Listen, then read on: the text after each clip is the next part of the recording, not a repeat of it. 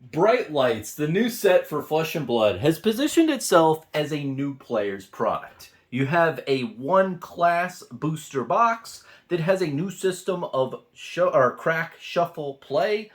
There's a lot of aspects of it that seem to be towards new players, and really the definition of onboarding, which is to get someone new into the game as fast as possible, show them the ropes, and just teach them the game. That whole process is called onboarding. And what I want to delve into is this concept of not changing your customer to match your product, but changing your product to match your customer. So, what I want to do now is really give you a little quick story that I find interesting, give you a little story here. And then after that, I just want to go into, the product of, Bright Lights. It seems interesting with the new player onboarding. So, in the business world, you have Kikkoman, right? They are the teriyaki and soy sauce company that you probably have had at different restaurants and what have you. Now, in the 1960s, they had a little issue. They were a much smaller company back then, and they had this soy sauce that they're trying to give to Americans, and Americans were like, "Meh, what do I do with this?" And that's saying it very interestingly, but essentially they had a hard time penetrating the American market with their soy sauce. So they did a lot of market research and, went to a bunch of different American restaurants and talked to the American man. And American man basically, and men and women, I'd say, and probably kids and everything like that. But they they surveyed Americans, and it turns out you'll never guess that we like our steak and we like our beef and chicken and what have you. We like our meats.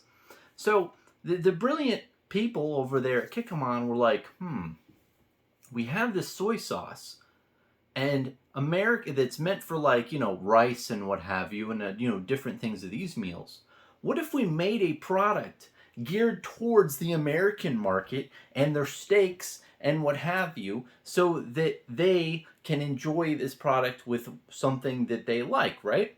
And in all of their brilliance, they tweaked the formula of soy sauce and made it teriyaki sauce and marketed it, say, hey, Americans, you can put this on your steak.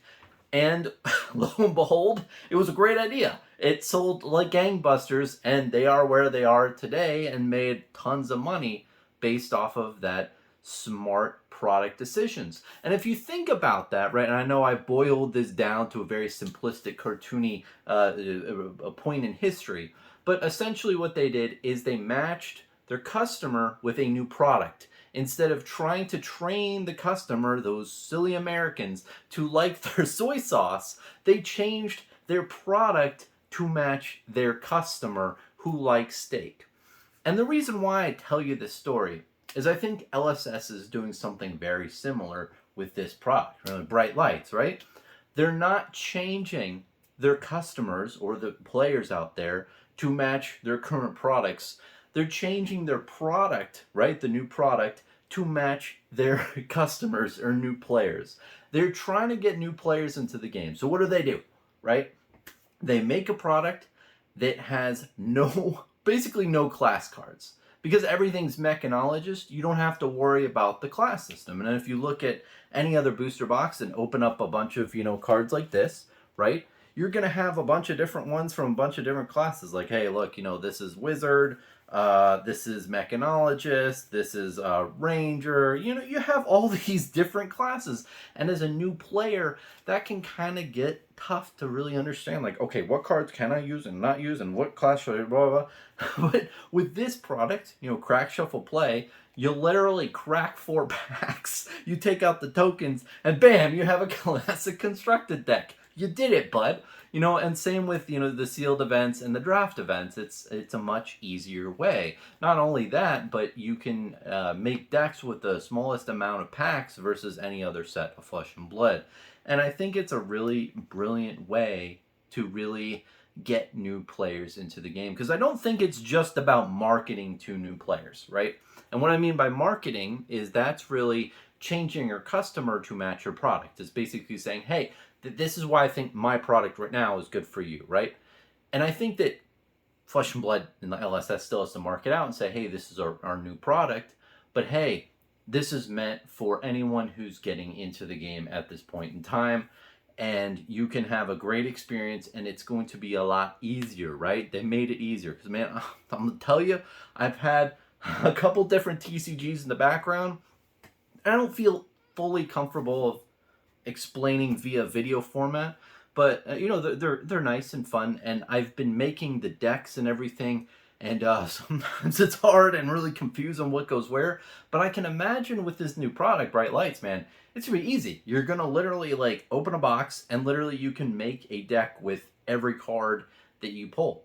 Except I guess the new slot, the evergreen slot, I forgot what it's called, but that one, you know, fancy slot that the tunics can be reprinted in, that one you may not be able to use those cards. But every other card, basically most of the cards, right, you're able to make decks and play with. And this is inherently important too, because I heard so many times in the past, like people would open up a couple boxes of Crucible War and say, hey, I hit these good cards, but what do I do now? Like, I just spent $200 and I cannot build a deck out of Crucible War. Well, and of course, it's a supplemental product. You know, you can't do that. It's supposed to give a bunch of different cards for a bunch of different classes.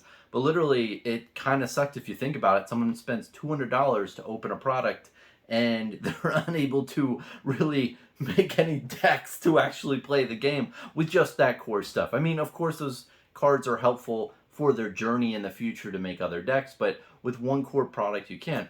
This I really like, man, because if you buy a booster box of this stuff, you can make a bunch of different decks, right? They might not be the best, but they're still applicable and, you know, possible to build a bunch of different decks out of one box. I really like that. I think it's going to be a really big hit. I think that it's going to really be a way for new players to get on Flesh and Blood a lot faster and a lot easier. Again, you know, it's changing the product to make it more easily to be onboarded. And I think a lot of different TCGs and everything say that they're good at onboarding, and they do a lot of, like, you know, different pamphlets and leaflets and different events and stuff, and those are nice, and Flesh and Blood's doing that too. But changing the product to really match your customer, I think, is very important, you know, especially when, you know, players are you know, first learning a game. There's a lot of intricacies and a lot of things to, like, mentally, like, be aware of. If you can more simplify that whole process to them, you just make it a lot easier for people to just be onboarded and just to play the game. Because overall, competitive nature of a TCG, you know, the trading card game is, you know, trade around cards and you construct your deck. The deck building aspect is huge. It's the meta puzzle. It's solving the puzzle of, okay, I have a class, what's the best deck I can make based on the current meta out there? And that is fun in a way, and there's a lot of people out there who have fun with that. But when you're brand new to a game, building a deck is probably like the most unfun thing that you can do in the game, because you have so much different card pool, and especially Flesh and Blood. This is the 11th set, so there's so many different cards to choose from. People are like, and like they haven't even had like that too many games under their belt, and they're deciding all these different cards to put in their deck that they haven't even played yet. So it just becomes this like chore in a way when you're first introduced to a game. Getting to the heart of the gameplay that makes Flesh and Blood the best is, I think, a really good masterstroke in this situation. I think this is a very smart idea by Legend Story Studios, and it's great to see them like switching up things, you know, with their different products and keeping it fresh. And not only do they have to just build this product, but I think there's other things in the background as we get closer and closer to launch that's going to get new players into Flesh and Blood. Now, just to give a little rant at the end, I think a really good program that I'd love to see LSS implement sometime is a card redemption program. I know I sound like a broken record, probably I've said this a couple times on my channel.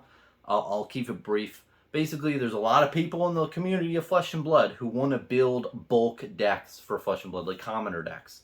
But if we build them and we spend hours and hours and hours and hours, it's hard to figure out where to put them out there in the realm. And I think the best way to do something is a card redemption program. So me, Bronson, if I made like 50 commoner decks based off of like sheet lists that LSS provides, and somehow I take that, go to a local game store, give them those 50 decks, and then with the Armory bundle, there's like a new promo string card that's like card redemption promo. And the game store would give me that card redemption promo for these, 50 decks, these starter decks, these, common or blitz decks.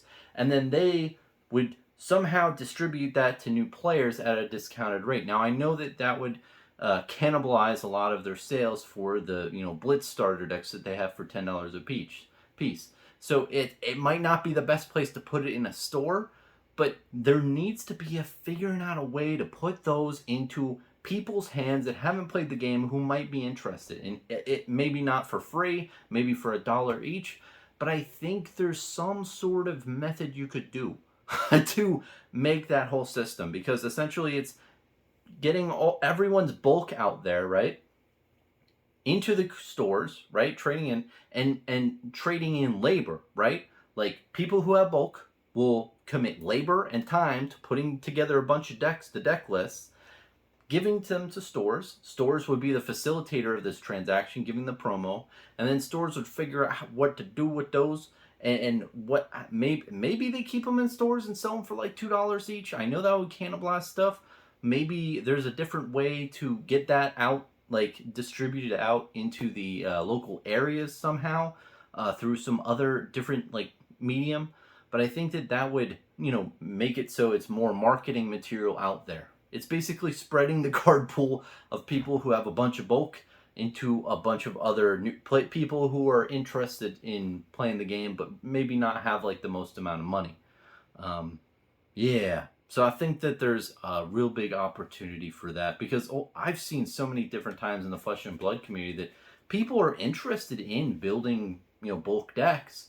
They just don't have as much of avenues to put them out into the wild, if I will say. So anyway, that's just my thoughts on a little thing that could be added to, Flesh and Blood in order to get more people out there interested in the game, and for an extremely affordable amount. But I do think we'll see, if not that, a bunch of other things that LSS is going to do with the release of Bright Lights. It's really just going to market to people saying, hey, like, this is the best time to get in Flesh and Blood. And I'm so happy to see it, man, because, Monarch back in the day, I'll hammer that home. Like, Monarch was a great set. But we all thought in the community that this was going to be where a lot of new players came in. And there's a lot of new people who were interested in Flesh and Blood at that time. But it's not because you had a bunch of new people, but then you had one of the most hardest mechanics of a set to date. The new people are like, I don't know what this does. So it was kind of a tough situation where you're just trying to, teach new people your product instead of changing your product to your customers. So I think I'll leave off with that. I'm very hopeful for this set. Just wanted to really express that story, because I think that's really what's going on here. Overall, the onboarding experience for new players is being enhanced, and it's being enhanced by changing the product to match the customer. Let me know what you think. Cheers, man.